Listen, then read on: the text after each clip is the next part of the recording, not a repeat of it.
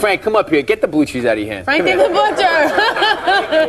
I want to bring you up here right away because I don't want, you know, we're talking about steak. We might as well talk about steak right away. Here it is right here. Now, what do you think about these cuts? I mean, talk about the marbling a little bit. All right, you said it's a strip steak. Okay, here we go. He's going to already correct me. No, I'm not correcting you, but there's another name for it. It's also called a shell steak. Or a New York steak? New York.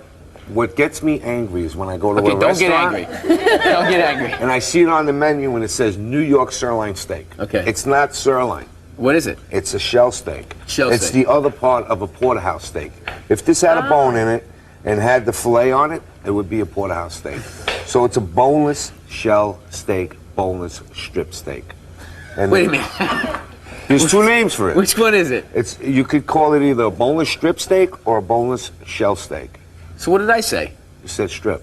Okay, so I'm right. That's okay. I'm saying, no, I didn't say you were wrong. I said there was another name for it. Okay. But you took a long way to walk around the block to get to that. Oh, I'm sorry about that. All right. And then you got nice marbling in there, and that's what you want to look for, the marbling, that white stuff in there. It's right. You want some fat there. Nice and tender. Yes, that makes it tender, very tender. Now, how long do they usually age these things for?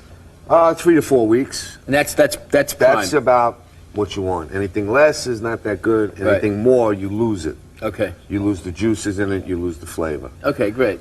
All right, well, you want to help me out since you're up here already? Absolutely. All right. I just have a question about the fat on the side of the steak. Do we want to keep this? Is it good for cooking? Will it enhance the flavor? Or do we want to ask the butcher to take it off?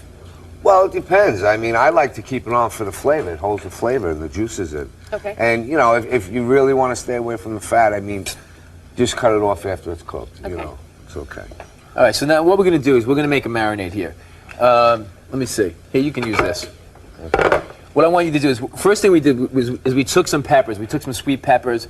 This is a red bell pepper. We also took a poblano pepper, which is a little spicy, but it's still fresh and it's got its own sweetness, as opposed to just a regular green bell pepper. This one has lots of flavor. You see, it's more tapered at the end. It's a little darker, and we use a lot of these.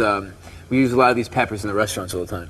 And then, of course, we have some yellow peppers. So yellow, red, and poblanos. And we roasted them. And the way you roast peppers, you just take a little olive oil, some salt and pepper, and you roast them in the oven, about 400 degrees for about 20 minutes. You take them out and you cover them. You can put them in a brown paper bag. You can put them in a mixing bowl and put some some plastic wrap over it. And what happens is they start to steam and the skin comes away. You can see I started taking the skin right off this one, and it comes right off. So you want to start helping me out with that?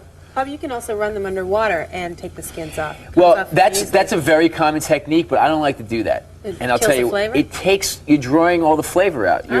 When you start putting water over things, it's gonna dilute all of that roasted flavor that you've already achieved.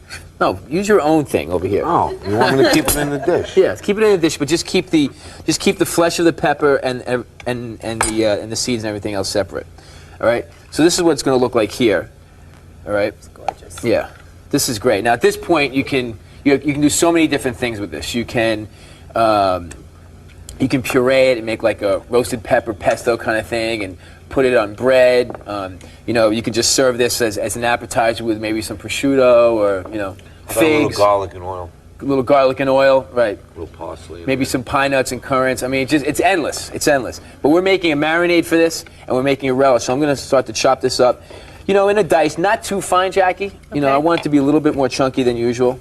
Something along these lines like this. And you've got a couple of seeds still in there, but not too many. That's not going to change the flavor too much. Nah, don't drive yourself crazy. Okay.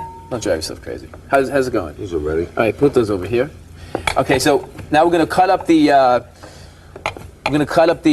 The roasted peppers. Now I'm only going to use half of this because we're going to use some of it for marinade and some of it for relish.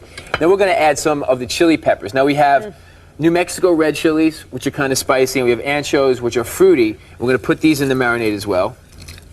Are those? What I like to do is give it like a quick rough chop like this. Okay. And then take some kosher salt. Okay. And then what you do is you just get it going, and then you take the back of the knife and you start to crush it. But in this case, we really don't need to do that because this is just a marinade anyway, so we're just going to throw some of this in here. Some parsley. That's good to know. So the flavor of the garlic will be released whether it's really chopped up or not. Exactly.